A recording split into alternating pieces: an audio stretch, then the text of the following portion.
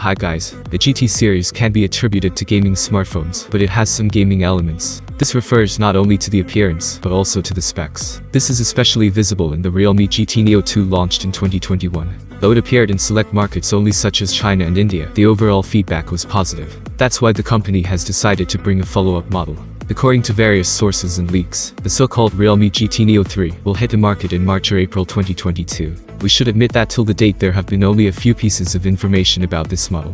But today, Alex Tekak uploaded a render of the phone. Plus, a Weibo blogger disclosed some key features of the handset. The phone's render showcases that the Realme GT Neo 3 will have the appearance of a gaming smartphone. For instance, on the right edge, we can clearly see shoulder trigger buttons. Of course, if they're there, the manufacturer will allow users to customize them, so that they can use them more comfortably in various situations. Also, we can see a silver back panel with a black and yellow thick line below the camera module. On the rear, the Realme GT Neo 3 still adopts a triple camera design. But we have no exact information about the camera, as some rumors claim the phone will sport either a 64-megapixel or a 50-megapixel main camera sensor. The rest two sensors are expected to be an 8-megapixel ultra-wide camera and a 2-megapixel macro sensor. In terms of hardware, the Realme GT Neo 3 will feature the MediaTek Dimensity 9000 SoC.